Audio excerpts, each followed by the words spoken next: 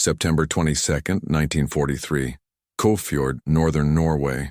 The water lies black and still beneath the Arctic night, a mirror of iron reflecting the silhouette of Germany's mightiest battleship, the Tirpitz. 52,000 tons of steel, 8 15-inch guns, a fortress that has haunted Winston Churchill's sleepless nights for 2 years.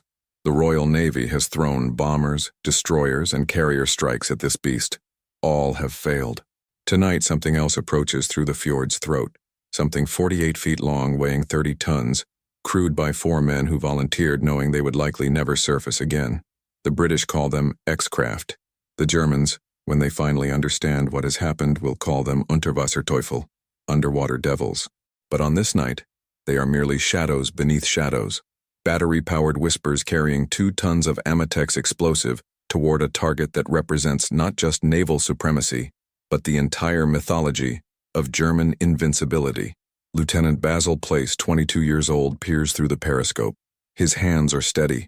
He has rehearsed this moment in Scottish locks for 18 months. He knows the odds. He advances anyway. The age of the midget submarine has begun. The concept emerged from desperation dressed as innovation. By 1942, the Royal Navy faced a crisis of reach. German capital ships sheltered in Norwegian fjords, protected by nets, booms, shore batteries, and reconnaissance aircraft that made conventional attack suicidal. The Tirpitz alone tied down 2 British battleships, 3 aircraft carriers, and dozens of escort vessels simply by existing, a fleet in being that Churchill called the Beast in his increasingly frantic memoranda to the Admiralty. Traditional submarines were too large to penetrate fjord defenses, human torpedoes too vulnerable, bombing raids too inaccurate against a ship that could relocate within hours of intelligence leaks. What the Navy required was something that defied every principle of submarine design, small enough to evade detection nets, powerful enough to cripple a battleship, and operated by men willing to die achieving it.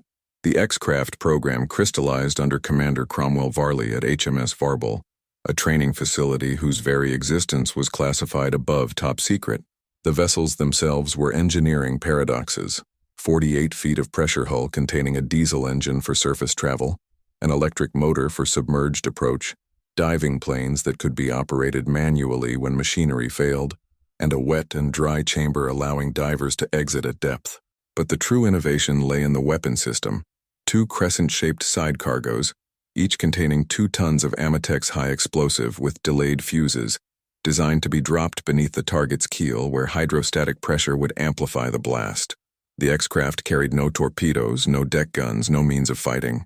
They were delivery systems for apocalypse, piloted by volunteers who understood that success meant imprisonment or death, and failure meant simply death. Training consumed 18 months.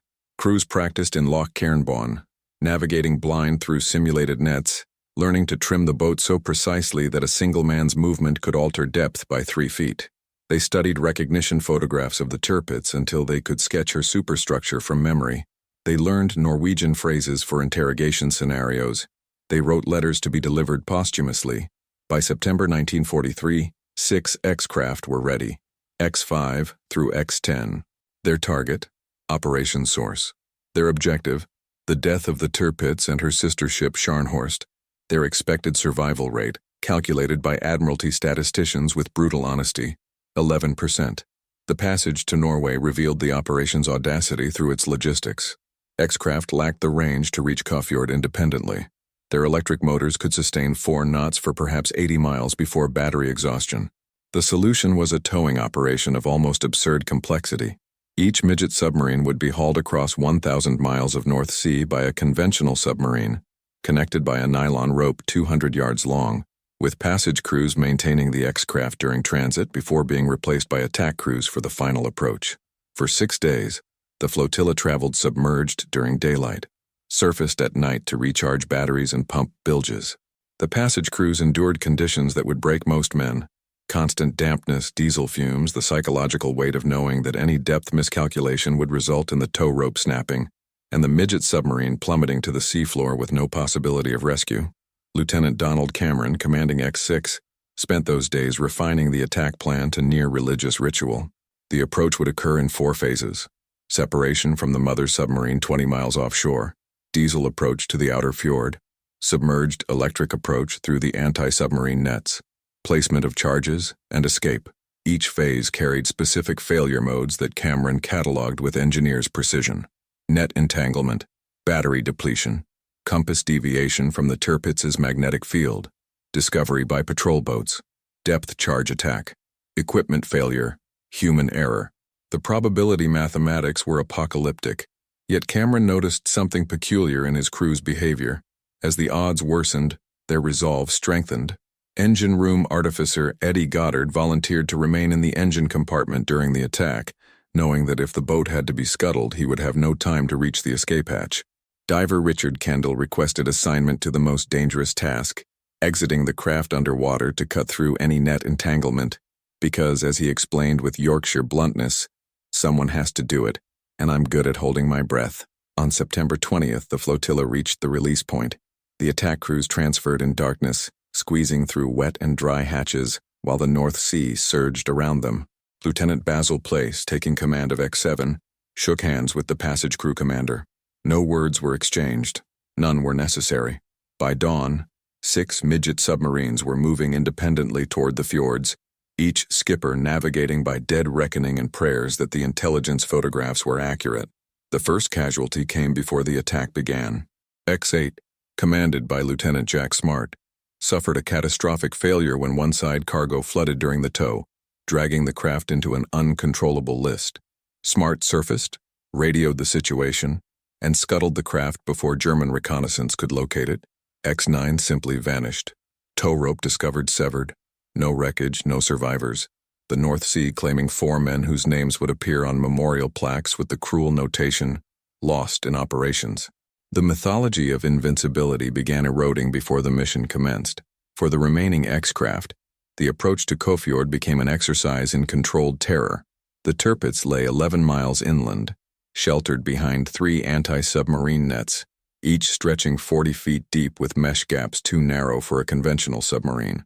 The channels remained guarded by patrol boats equipped with hydrophones, sensitive enough to detect propeller cavitation at 2 miles. The fjord's geography compounded the challenge: narrow passages where tidal currents could sweep an X-craft into exposed rocks, depth variations requiring constant trim adjustments, magnetic anomalies from the surrounding mountains that sent compasses spinning. Lieutenant Place, navigating X7, discovered that his periscope had flooded during the tow, reducing visibility to a greenish blur.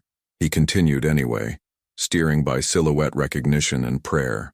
X6, commanded by Cameron, encountered the outer net at 0700 hours.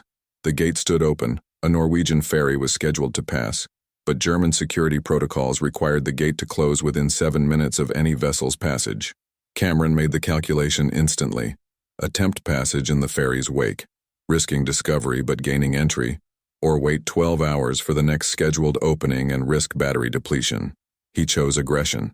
X6 slipped through the gate at 4 knots, so close to the ferry's propeller wash that the turbulence knocked Goddard against the engine casing.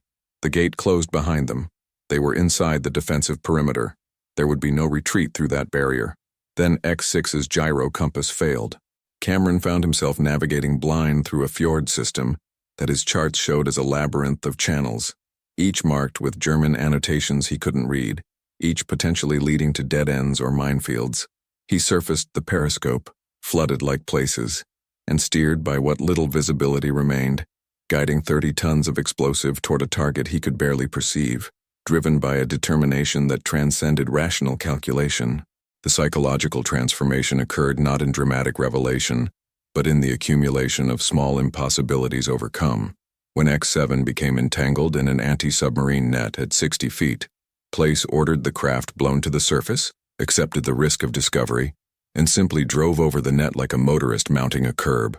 When the dive planes jammed, Place's crew operated them manually for 2 hours, using a crank system that left their hands bloodied. When the magnetic compass became useless within the Tirpitz's field, Place navigated by watching the battleship's shadow move across his flooded periscope. Each crisis revealed the operation's central truth: success required abandoning every safety protocol submarine crews relied upon. Cameron's X6 approached the Tirpitz's anchorage at 7:15 hours. Through the periscope's green blur, he could distinguish the battleship's bulk, a mountain of steel that seemed to occupy the entire visible world. German sailors moved on deck, oblivious to the craft approaching at periscope depth. Cameron noted details with the detachment of an engineer filing observations, anti-aircraft batteries manned, reconnaissance aircraft warming engines, shore batteries visible on both sides of the fjord. The Tirpitz was not merely defended. She was the center of an entire military ecosystem designed to ensure her survival. The internet appeared at 0720. Cameron ordered X6 to 60 feet and attempted to pass beneath. The craft struck the net's bottom edge and became entangled. For 17 minutes, the crew worked in silence, backing engines, adjusting trim, feeling the boat shudder as nets scraped along the hull. Then a ripping sound, the net tore, or the X-craft's bulges caught and dragged it loose, and suddenly they were through, rising toward attack depth. Place's X7 arrived at 0730, approaching from a different vector.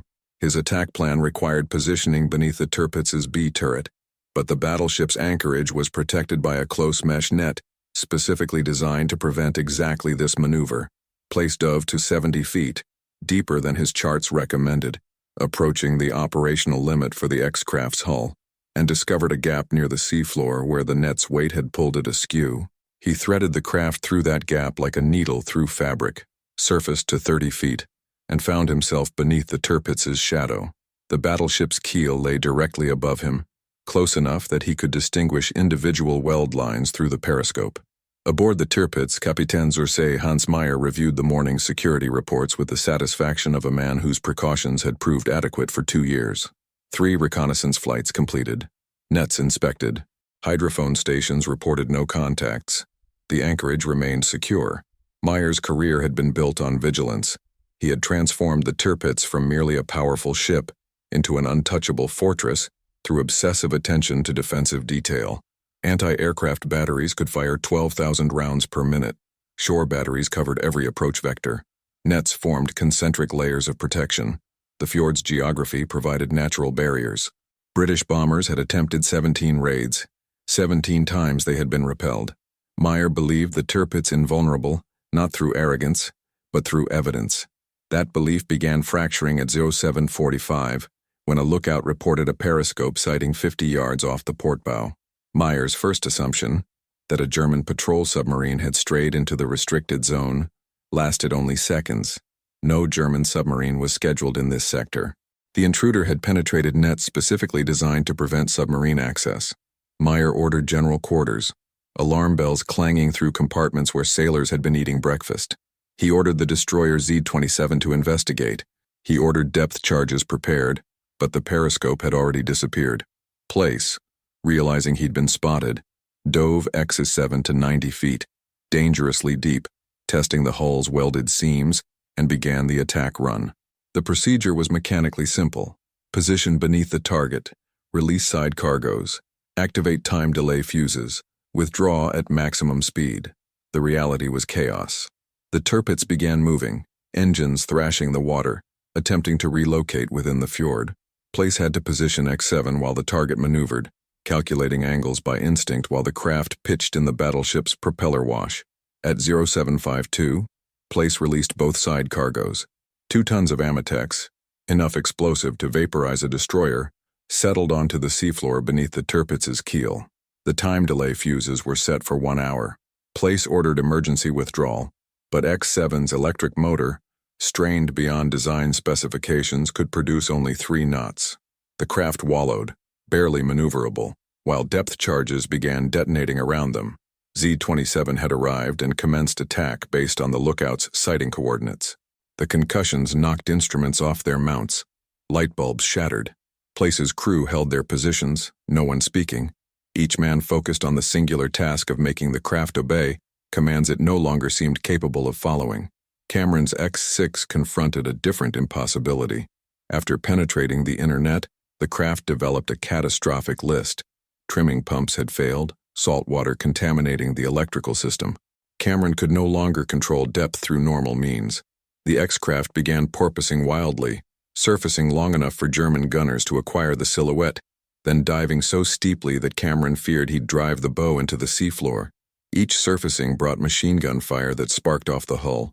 Each dive risked structural collapse. The ethical calculation arrived with brutal clarity. Continue the attack knowing the craft was doomed, or withdraw and preserve his crew. Cameron chose attack. At 0810, with X6 barely controllable, he positioned beneath the turrets and released his side cargoes. The explosives settled alongside Place's charges, 8 tons of Amatex now lying beneath the battleship's keel. Then Cameron made his final decision. He surfaced X6 completely, ensuring his crew could escape, knowing this would alert the Germans to the charge's presence and possibly allow evacuation procedures that would save German lives. The moral complexity of that choice would haunt naval historians for decades. Cameron had been trained to kill, not to preserve enemy sailors. Yet when confronted with the certainty that his crew would die without surrender, he chose the action that saved his men and potentially saved his enemies. X6 surfaced fully at 0817. Cameron opened the hatch and stood on the casing, hands raised. German gunners held fire, uncertain whether this strange vessel represented a threat or an engineering curiosity. Within minutes, Cameron and his crew were aboard Z-27, being questioned by officers who couldn't comprehend what they were seeing. A submarine too small to be functional, operated by men who had no rational chance of escape, carrying explosives powerful enough to threaten Germany's most valuable warship. Below the fjord surface, Place struggled to maneuver X7 through the anti-submarine net. The craft was dying incrementally. Electrical shorts, air leaks, compass failure, controls responding only intermittently. Place had intended to withdraw through the gate he'd entered, but that route was now blocked by patrol boats. He attempted to dive beneath the net. X7 became entangled. For 30 minutes, the crew worked to break free, knowing that the charges they'd placed would detonate at 0852. They were trapped within the blast radius of their own weapon. Aboard the Tirpitz, Meyer faced an intelligence problem that transcended tactics. The captured British crew had revealed nothing except their names and ranks, Geneva Convention compliance that frustrated interrogators who understood that time was operational. Meyer ordered divers deployed to search the battleship's perimeter. At 0842, a diver's report arrived. Large cylindrical objects visible on the seafloor beneath the starboard side, cables attached, no markings recognizable.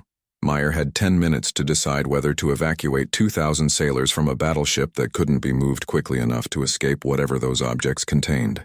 He chose partial evacuation, non-essential personnel to shore, damage control teams to remain, and ordered the Tirpitz's engines to full power, attempting to relocate within the fjord. The battleship began moving at 0848, massive propellers churning the anchorage into foam. But 52,000 tons cannot accelerate rapidly. The Tirpitz had moved perhaps 300 yards when at 0852, 4 tons of Amatex detonated simultaneously beneath her hull. The explosion didn't announce itself with cinematic drama. There was no fireball, no visible shockwave. What occurred was a hydraulic phenomenon. The blast generated a gas bubble that expanded upward at supersonic velocity, struck the Tirpitz's keel, compressed and rebounded in a secondary shock that was, in some ways, more destructive than the initial detonation. The battleship lifted 3 feet out of the water. Witnesses on shore would later testify to this impossible sight. A floating mountain briefly becoming airborne, then crashed back down with force that buckled decks and shattered machinery that had survived 2 years of operational stress. Below decks, the damage was catastrophic in scope yet peculiarly selective. The armored belt remained intact. British explosives hadn't penetrated the belt any more than British bombers had. But everything behind that armor suffered. Engine rooms flooded, electrical systems shorted, fire control systems jolted offline, turbines cracked at their mountings. The Tirpitz listed 4 degrees to port. Fuel oil began leaking from ruptured bunkers. Most significantly, the propeller shafts had warped. Engineering analysis would later determine they were bent by 11 degrees, enough to make the ship uncontrollable at speed and to generate vibrations that would fatigue metal until critical failure became inevitable. Place's XE-7, still entangled in the anti-submarine net 600 yards from the explosion, shuddered as the shock wave propagated through water. The pressure hull held. British engineering had anticipated this scenario, but the remaining functional systems failed. X-7 was now a sealed cylinder containing 4 men and diminishing air. The convergence of intelligence occurred in stages, each revelation compounding German strategic horror. Initial damage assessments suggested repairs could be completed in weeks. optimistic conclusions born from denial that a four-man crew in a toy submarine could cripple the Kriegsmarine's capital asset. But engineering surveys revealed truth. The propeller shaft damage required dry dock facilities that didn't exist in Norway. The turbine fractures required metallurgical repairs beyond Norwegian shipyard capacity. The Tirpitz would need to travel to Germany for repairs. Except the propeller damage made that voyage impossible at any speed above 5 knots, and British aerial reconnaissance would locate and destroy her within hours of departure. Grand Admiral Karl Dönitz, receiving the report in Berlin, understood the strategic catastrophe immediately. The Tirpitz had been valuable not because she fought, she'd barely engaged enemy warships, but because she existed. Her presence in Norwegian waters had forced the Royal Navy to maintain overwhelming force in the North Atlantic, reducing resources available for Mediterranean operations and convoy protection. Now that presence was neutralized, the British could redeploy capital ships to the Pacific. Arctic convoy routes would become safer. The entire Atlantic balance of power shifted because 4 men in a midget submarine had placed 8 tons of explosives with precision that eclipsed 2 years of bombing campaigns. The interrogation of Cameron and his crew took on new urgency. German naval intelligence needed to understand the X-craft's capabilities, whether additional attacks were planned, how the craft had penetrated defenses designed specifically to prevent this scenario. Cameron provided courteous, unhelpful responses. Yes, the craft was battery-powered. No, he wouldn't specify the battery's capacity. Yes, the side cargoes were high explosive. No, he wouldn't describe the fusing mechanism. The interrogators noted something peculiar. Cameron showed no triumph, no satisfaction at the Tirpitz's damage. He spoke of the attack with engineers' detachment, as if discussing a particularly challenging problem he'd solved through persistence rather than brilliance. Places X-7 surfaced at 0920, air exhausted, crew barely conscious. German patrol boats recovered 4 men who had spent 11 hours operating a submarine in conditions that violated every principle of human endurance. Place was hospitalized for pneumonia and hypothermia. He asked, first question upon regaining consciousness, whether the charges had detonated. Informed that they had, he nodded once and requested to be returned to his crew. The Germans noted this too. British crews displayed loyalty to each other that seemed almost incomprehensible within a military culture, built on hierarchy and ideology. The propaganda battle began while the Tirpitz still leaked fuel oil. German radio proclaimed minor damage, repairs underway, the battleship would return to operational status imminently. British intelligence, analyzing reconnaissance photographs, saw different truth. A capital ship listing in anchorage, surrounded by salvage vessels clearly unable to maneuver.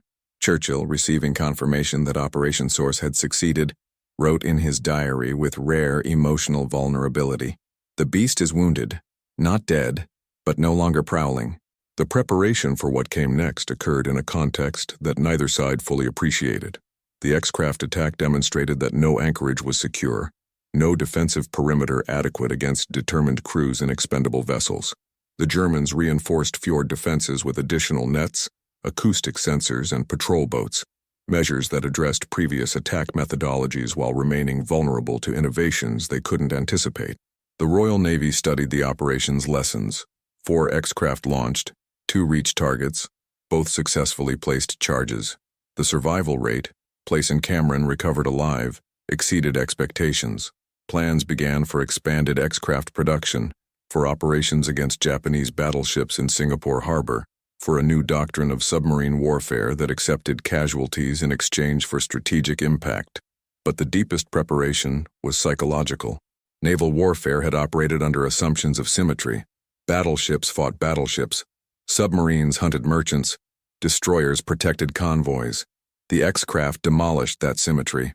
A vessel worth £3 million had been damaged by a craft costing $30,000. 4 men had accomplished what hundreds of bombers couldn't. The calculus of warfare was changing toward a mathematics where motivation and precision could overcome industrial advantage. A shift that anticipated guided missiles, special operations, asymmetric warfare doctrines that wouldn't fully mature for decades. Place and Cameron, imprisoned in Marlag O Camp near Bremen, became subjects of fascination for their German captors. Luftwaffe officers visited to understand the mentality of men who would volunteer for missions with 11% survival probability. Place's answer became camp legend. Someone had to do it. We practiced until we could. Then we did. Because the German officers noted this without commentary, but intelligence reports reflected unease. The British were producing warriors who combined technical competence with fatalistic courage, a dangerous combination that suggested the Reich faced enemies who wouldn't be defeated through attrition. The stage was set not for another attack, but for a transformation in how navies understood vulnerability. The direct confrontation between X-craft doctrine and conventional naval thinking manifested in February 1944, when British intelligence confirmed that Tirpitz had completed preliminary repairs and might attempt breakout to Germany. The Royal Navy faced familiar calculus: deploy capital ships for interception, risking losses to a wounded but still deadly battleship, or attempt another X-craft attack. The Admiralty chose innovation. Operation Caesar launched with 4 X-craft, targeting the Tirpitz in Kofjord again. This attack failed completely. German defenses, augmented with lessons from September, detected all 4 craft. Enhanced hydrophone networks tracked them through the approaches. Modified net systems prevented penetration. 1 X-craft was depth-charged and sank with all hands. 3 withdrew, after determining that conditions made success impossible. The lesson was brutal. X-craft effectiveness relied on surprise and novelty. Once the enemy understood the threat, defensive adaptations could neutralize even the most determined crews. Yet the strategic impact persisted. The Tirpitz never left Norwegian waters under her own power. The propeller shaft damage, initially considered repairable, proved irreversible without dry dock facilities the Germans couldn't provide in Norway, and couldn't risk exposing the ship to British air attack to reach. The battleship became a floating battery, powerful but immobile, her strategic value reduced from fleet and being to coastal defense. German naval planning adjusted accordingly. Resources diverted to U-boat production. Capital ship construction canceled. The surface fleet relegated to secondary priority. The sacrifice embedded in this transformation demanded acknowledgement. X-5, commanded by Lieutenant Henry Creer, vanished during the September attack. Whether destroyed by depth charges or lost to mechanical failure remained unknown. X-10, commanded by Lieutenant Hudspeth, spent 18 hours attempting to penetrate Scharnhorst's anchorage before mechanical failures forced withdrawal. That crew survived to fight again, but their mission was listed as failure despite superhuman persistence. The mathematics of asymmetric warfare was being written in the blood of volunteers, who understood that success required willingness to die, and that survival was fortune rather than skill. Cameron and Place, awarded Victoria Crosses while imprisoned, symbolized the operation's dual nature: extraordinary individual courage producing strategic effects through collective sacrifice. The medals were announced in London while the recipients remained behind barbed wire. They learned of the honors through German radio broadcasts. Place's reaction, recorded by fellow prisoners: "I'd rather have the crew back." The honor was real. So was the cost. The apex arrived not in combat, but in comprehension. By October 1944, the Tirpitz had been attacked again, this time by RAF Lancaster bombers carrying Tallboy earthquake bombs, finally achieving what conventional bombing had failed to accomplish. The battleship capsized in Tromsø harbor, taking 1,000 sailors with her. The X-craft attacks hadn't sunk her, but they'd transformed her from mobile threat to static target, enabling the aerial attack that finished what Place and Cameron had begun. The strategic illumination was this: the X-craft had proved that technological sophistication couldn't substitute for operational courage, that defensive perimeters existed only until someone was willing to pay the price to breach them, that 4 determined men could accomplish what institutional military force couldn't. The Royal Navy absorbed these lessons into doctrine. By war's end, X-craft had operated in the Mediterranean, Pacific, and Atlantic theaters. They'd cut underwater cables, cleared beach obstacles before D-Day landings, attacked Japanese cruisers in Singapore harbor. The vessels remained dangerous. The survival rates stayed terrible, but the volunteers never stopped appearing. German naval intelligence conducted post-war analysis, classified documents revealing institutional soul-searching. The defensive failures weren't tactical. Nets, hydrophones, and patrols had been state-of-art. The failure was conceptual, assuming that adequate security could exist against adversaries willing to die achieving their objectives. The X-craft attacks represented a form of warfare that conventional military thinking couldn't fully counter, because it operated outside the assumptions that made conventional warfare predictable. Place and Cameron returned to Britain in May 1945, repatriated with other POWs. Place requested immediate reassignment to X-craft operations against Japan. The war ended before deployment. Cameron transitioned to civilian life, became an engineer, and rarely discussed the Kofjord operation, except to emphasize the crew's collective effort over individual heroism. Both men lived long lives, Place until 1994, Cameron until 2004, and both insisted that the Victoria Crosses belonged morally to the crews who hadn't survived, Henry Creer of X5, and the unnamed passage crews who'd maintained the craft during their 1,000-mile tows through hostile waters. The final truth was this: the X-craft weren't technological marvels. They were adequate vessels operated by extraordinary humans. Their success stemmed not from engineering superiority, but from willingness to accept risks that rational calculation would reject, a lesson that transcended naval warfare and spoke to the fundamental asymmetry between defenders, protecting assets, and attackers willing to sacrifice everything. The moral revelation arrived slowly, accumulating through years of reflection rather than manifesting in singular epiphany. The X-craft attacks had been militarily successful, strategically decisive, and ethically complex in ways that participants only understood in retrospect. Place, interviewed decades later, struggled to articulate what he'd felt during the attack. You don't think about fear when there's navigation to manage. You don't consider mortality when there's trim to maintain. You operate the boat. Everything else is abstraction. Yet that abstraction contained weight that increased with distance. The knowledge that success required accepting crew deaths as probable outcome, that placing explosive charges beneath a battleship meant accepting that German sailors would die without warning, that volunteering for certain operations meant valuing strategic objectives above personal survival. The German perspective added layers. Survivors from the Tirpitz described the attack's aftermath: flooding compartments, sailors trapped below decks as water rose, the realization that their invincible fortress had been breached by an enemy they never saw coming. Some expressed grudging respect for British courage. Others felt only bitterness that their ship had been crippled by what they perceived as unfair tactics, attacks that couldn't be countered through superior training or equipment. Both responses reflected truth. The X-craft had introduced asymmetry into naval warfare that violated implicit expectations of how battles should be fought. Churchill's assessment, delivered in House of Commons speech, attempted to frame the operation within traditional military virtue. Courage exists not in refusing fear but in acting despite it. These men faced odds that would have justified refusal. They advanced anyway. That is the definition of valor. But Cameron, hearing the speech years later, offered correction. We weren't uniquely brave. We were trained to standard given a task, and determined to complete it. Thousands of men in that war faced worse odds with less preparation. We just happened to succeed in a visible way. The synthesis of these perspectives revealed the operation's deepest meaning. The X-craft attacks demonstrated that in warfare between industrial powers, human determination remained the decisive variable. Germany possessed superior engineering, adequate defensive infrastructure, and tactical competence. Britain possessed volunteers willing to operate barely adequate equipment in conditions that guaranteed suffering and probable death. The latter proved strategically decisive. That revelation, that will could overcome material advantage, represented both military insight and moral warning about the costs that such victories demanded. 70 years after Place released those side cargoes beneath the Tirpitz, historians assess Operation Source as the moment midget submarine warfare transitioned from experimental desperation to proven doctrine.